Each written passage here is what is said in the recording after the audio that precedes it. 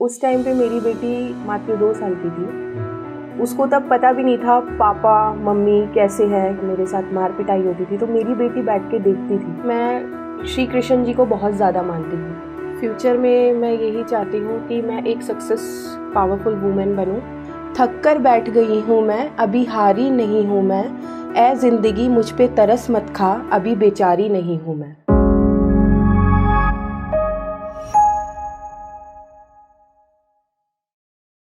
जिंदगी के संघर्ष में कुछ टूटा भी हूँ, कुछ बिखरा भी हूँ। ऐ ठोकरो उनसे जाके कह दो, मैं बिखरा हूँ, मैं बिखरा हूँ, मैं बिखरा हूँ। तो ऐसी ही एक प्रेरणात्मक कहानी के साथ हमारे साथ एक single mother Namrata Bhatia. Welcome to TVT studio.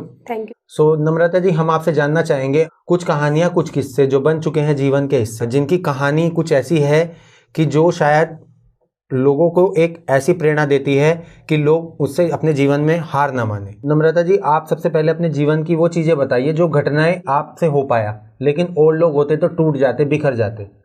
Firstly thank you so much मुझे इस स्टेज पे बुलाने के लिए।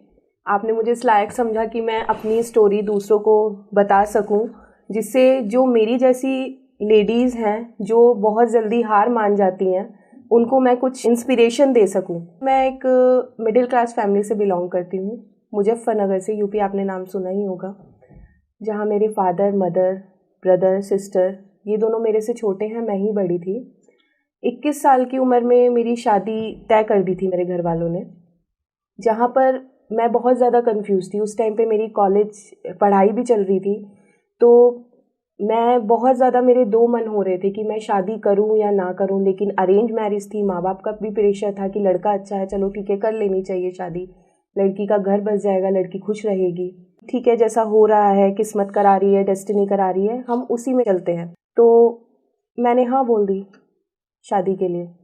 तो जैसा कि आपके हस्बैंड और आपके बीच कुछ चीज़ों की वजह से डाइवोर्स हो गया, तो आपने अपनी बेटी का साथ नहीं छोड़ा, उन्होंने अपनी बेटी को स्वीकारने से मना कर दिया। तो कब, कितने साल की थी आपकी बेटी जब आपके साथ ये चीज़ें हुई? उस टाइम पे मेरी बेटी मात्र 2 साल की थी।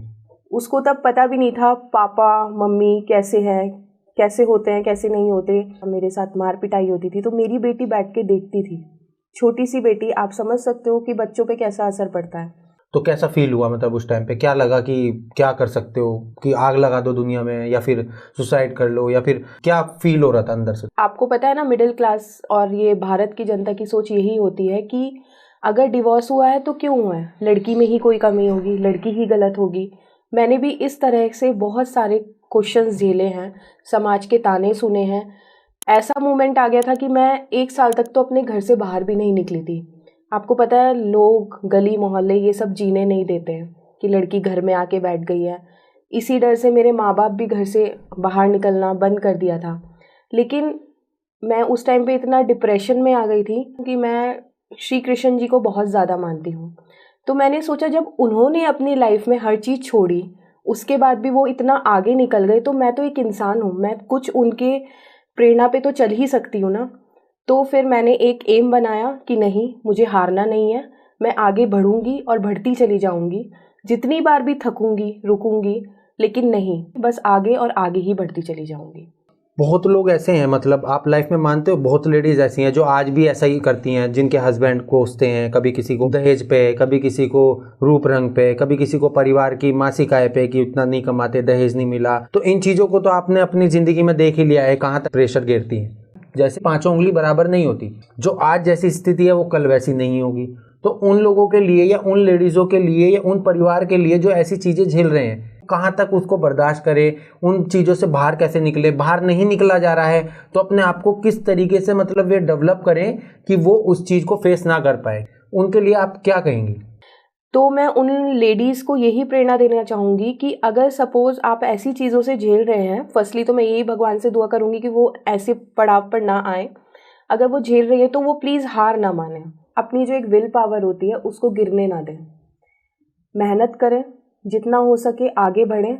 मतलब एक उम्मीद होती है ना, उसको ना छोड़ें। कि जहाँ बात अपनी सेल्फ रिस्पेक्ट पे आ जाए, उनके माँ बाप के संस्कारों पे आ जाए, उनकी परवरिश पे आ जाए, तो तब उनको वहाँ से साइड हो जाना चाहिए, तब उनको ये चीज़ें सब नहीं झेलनी चाहिए। जैसे सपोज करो अब आप सिंगल मदर हैं, आप घर वालों से दूर रह के अपनी जॉब कर रहे हो, अपनी बेटी को अच्छी परवरिश दे रहे हो, वो उसकी एजुकेशन स्कूलिंग सब कुछ हैंडल कर रहे हो। कुछ लोग आपको मिलते होंगे इस तरीके के कि आप सिंगल हो, मतलब फ़ायदा उठाते होंगे, तो आप ऐसे लोगों को कैसे हैंडल करते हो? मेरा मानना ये है कि ये आपने खुद भी देखा होगा, जो सिंगल मदर हैं उनके लिए ये चीज़ें बहुत आम बात हैं। एनसीआर जैसे शहर में तो बहुत ज़्यादा आम बात है, क्योंकि हम सामने वाले के मन में नहीं पता कर सकते कि उसके मन में हमारे प्रति क्या चल रहा है, क्या नहीं चल रहा। लेकिन हाँ, अगर आप सही हैं, आप बिल्कुल सही हैं, तो आपके लिए सामने वाला संसार भी सही है। अच्छा, जीवन के कई बार आपके घर वालों ने भी ये बोला होगा कि शादी कर लेते हैं, किसी लोगों ने, समाज के 4 लोग जैसे आप समझ रहे, किसी ने बोला होगा शादी कर लेते हैं, तो फिर आपका दोबारा शादी करने का विचार? नहीं, मेरा दोबारा शादी करने का विचार नहीं है। मोस्टली अब भी बहुत लोग बोलते हैं, मेरे पेरेंट्स खुद बोलते हैं कि घर बसा लो, जो पहले हुआ दूसरा ज़रूरी नहीं है कि वैसा होगा। लेकिन अब मेरा फोकस सिर्फ मेरी बच्ची का फ्यूचर है और अपना फ्यूचर है। सो कामयाब होने के बाद फ्यूचर में आप कहाँ देखती हैं अपने आप को? फ्यूचर में मैं यही चाहती हूँ कि मैं एक सक्सेस पावरफुल वूमेन बनूँ, जो मैं अपनी जैसी लेडीज़ को इंस्पिरेशन दे सकूँ, प्रेरणा दे सकूँ कि लाइफ एक संघर्ष है, संघर्ष के साथ आगे बढ़ते चले जाओ।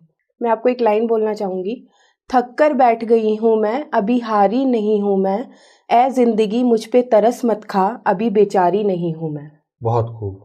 तो जैसा आपका कॉर्पोरेट में आज अच्छे पैकेज पे आप जॉब कर रही हैं, अच्छी पोस्ट पे आज आप जॉब कर रही हैं, आपने हार नहीं मानी जीवन में, कहानी इनकी कुछ ऐसी कि शायद इन्होंने डाउन टू अर्थ का एक सफ़र ऐसा तय किया है कि परिवार से परेशान होके, अपनी ज़िंदगी से परेशान होके इन्होंने खुद अपने आप को उस मुकाम पे हासिल किया है कि आज ये कॉर्पोरेट में एक अच्छे लेवल पे और अच्छे ही पोस्ट पर एक गुड़गांव जैसे शहर में अपना जीवन व्यतीत कर रही है। तो इसी पॉडकास्ट को अब हम समाप्ति की ओर ले जाते हैं। तो ऐसी कोई 4 लाइन जो आप महिला सशक्तिकरण, वुमेन्स पावर, या जो इन चीज़ों से गुजर रही हैं, तो उनके लिए आप क्या कहना चाहेंगे? संघर्ष करने वाला व्यक्ति कुछ सीखे ना सीखे, बुरे वक्त में वो अकेला चलना और मुस्कुराना सीख जाता है। टीवी पॉडकास्ट में आने के लिए आपका बहुत बहुत धन्यवाद, और हमें जल्दी इंतजार रहेगा आपकी कहानी के साथ आने वाले कमेंट्स के लिए। बहुत से लोग आपसे कुछ इंस्पायर होंगे, कुछ मोटिवेट होंगे, और देखना यही है कि आपके आने वाला सफ़र खूबसूरत और बहुत ही अच्छा अपॉर्चुनिटी के साथ ग्रोथ होए। धन्यवाद।